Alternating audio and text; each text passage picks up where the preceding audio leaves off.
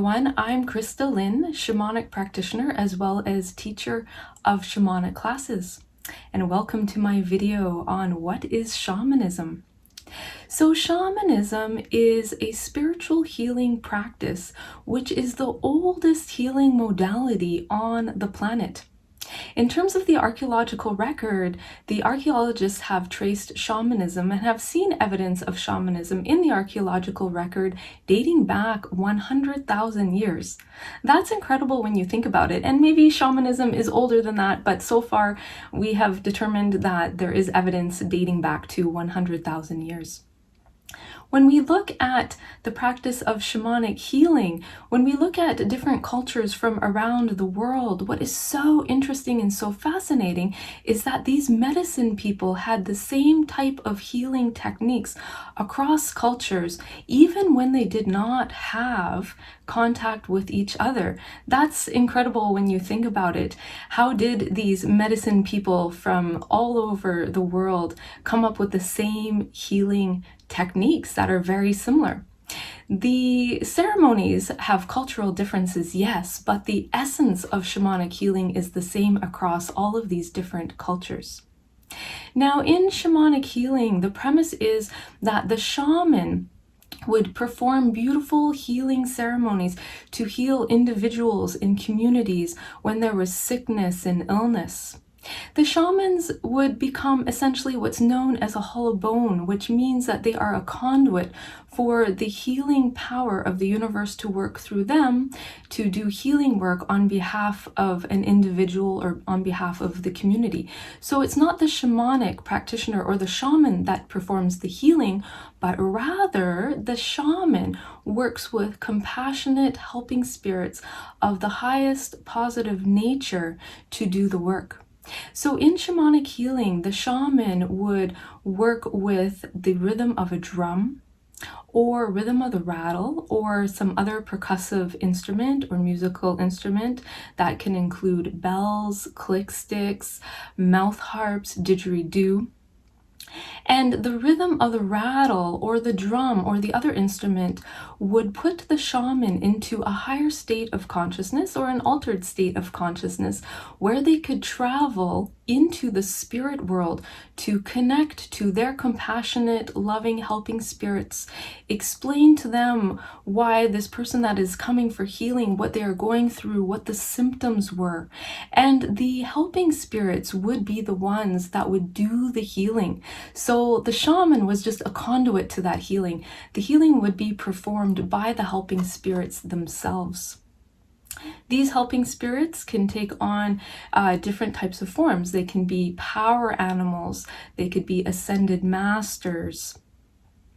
And it was a very special relationship that the shamans would create with these beautiful helping spirits to do the healing. Now, some shamans also work with vision plants, the psychedelic plants, and would connect to their helping spirits that way. But it was very common that the shamans would work with these percussive instruments instead, which is a very safe way of working. And the shamans would perform many different types of healing. They would perform extraction work if someone that was coming that was ill, if they had taken on some negative energies from other people.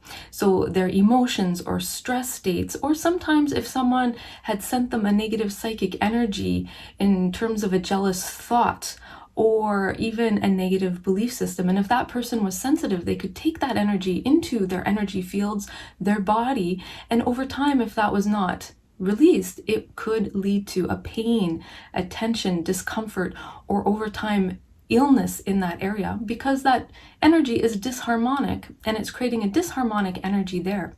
So the shamanic practitioner would perform a beautiful healing to extract those harmful energies.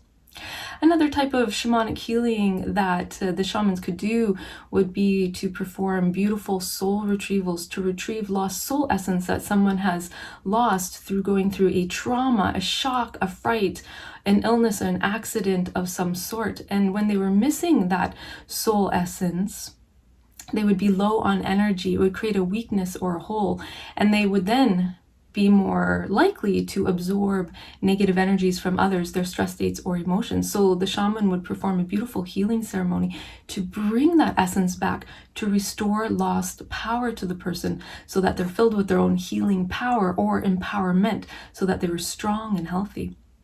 Shamans would also remove negative beliefs that could be limiting health, happiness, success in one's life. Shamans would also work on doing ancestral healing, helping to release negative patterns that we can inherit from our ancestors when they've gone through traumas or stressful events, but also to bring through the gifts that we inherit from our ancestors as well, skills, talents, and abilities that are passed down through the generations so that a person could embody those gifts, express them fully in their life, to live to their full potential. Shamans would also remove negative energies in terms of curses. So if someone was cursing someone, whether that was black magic or even cursing someone with ill words that had a negative intention behind it, the shaman could release those, because that can also limit success. That can create illness for the person, limiting their health and wellness. So the shaman would release those harmful energies and restore balance. The premise to shamanic healing as well is that everything needs to be in balance. So when the shamans are doing healing work, they look to see what is out of balance. They address the spiritual cause of illness rather than the symptoms. So they will discern what is out of balance, what is out of harmony here, and how do we restore balance to this person. And when they make those corrections and restore that balance and harmony, the person heals and gets well. So in our allopathic medical field, the doctors will look at symptoms, which is helpful and useful. But the shamans would say, okay, but let's look at what the underlying cause of that is creating those symptoms, that is creating that illness, and correct that and restore balance. And there's a place for both healing, both the shamanic side and the allopathic medicine. I'm not against allopathic medicine or anything like that. It has its place, and lots of beautiful healing miracles are performed through that as well. But when we look at health holistically, both aspects, holistic healing, shamanism, as well as the allopathic side, can work together in harmony to restore wellness and wholeness to an individual.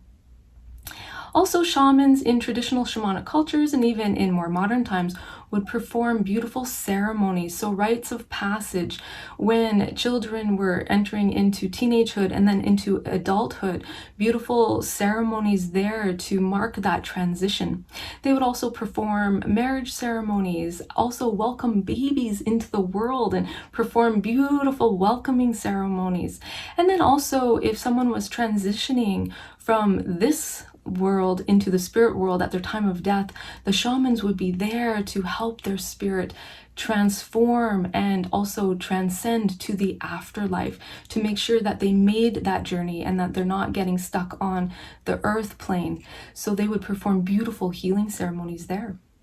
They would also perform beautiful healing ceremonies for crops to ensure that the crops would grow and produce abundance so that the community would have enough food. So there was all types of roles that the shamans would have.